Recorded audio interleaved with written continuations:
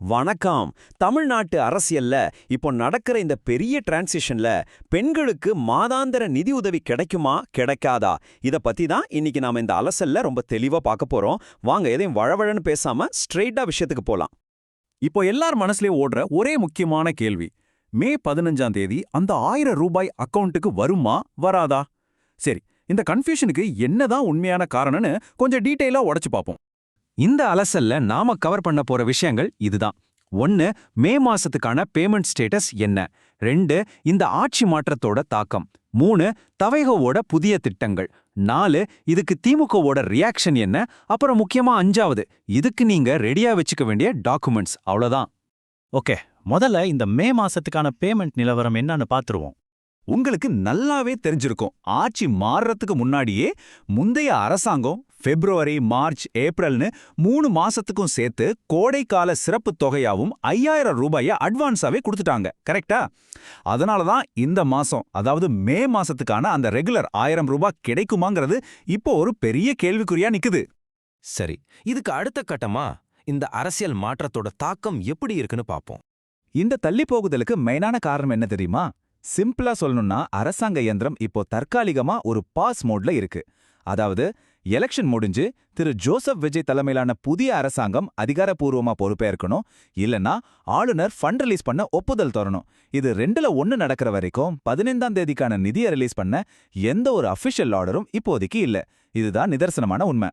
அடுத்து ரொம்ப சுவாரஸ்யமான பகுதிக்கு வருவோம். தவேகோவோட புதிய நலத்திட்டங்கள் என்னென்ன? இது ஒரு பெரிய ஷிஃப்ட்னு தான் சொல்லணும். பழைய கலைஞர் மகளிர் உரிமை திட்டத்துல மாசம் 1000 ரூபாய் கொடுத்துட்டு இருந்தாங்க இல்லையா? இப்போ வரப்போற புதிய அரசாங்கத்தோட மதிப்புமிகு மகளிர் திட்டத்துல அதை 2500 ரூபாயை உயர்த்தி தர போறதா ப்ராமிஸ் பண்ணிருக்காங்க. ஆனா இதுல கொஞ்சம் ட்விஸ்ட் இருக்கு. புதிய ரூல்ஸ் படி அதிகபட்ச வயசு 60க்குள்ள இருக்கணும். அப்புறம் மத்திய மாநில அரசு ஊழியர்கள் குடும்பத்துக்கு இந்த திட்டத்திலிருந்து விதிவிலக்குன்னு சொல்லியிருக்காங்க.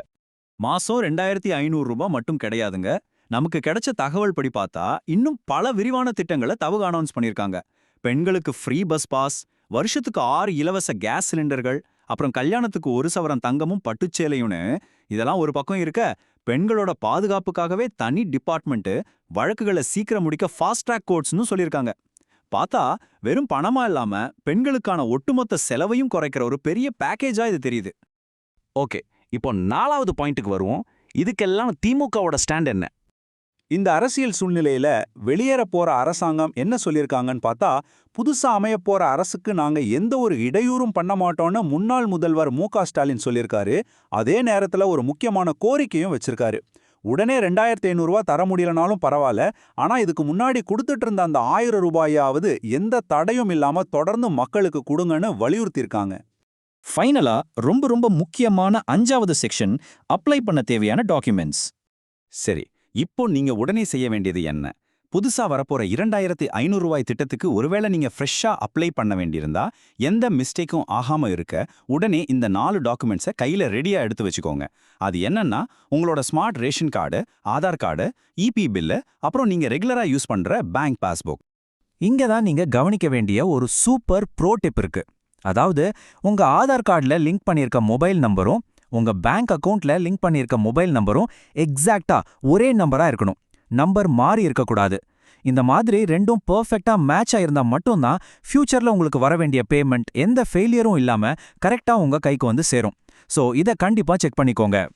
இந்த நிர்வாக மாற்றங்கள் எல்லாம் ஒரு முடிவுக்கு வரப்போற இந்த டைம்ல உங்ககிட்ட ஒரு கேள்வி கேட்டு இந்த அலசலை நான் முடிக்கிறேன்.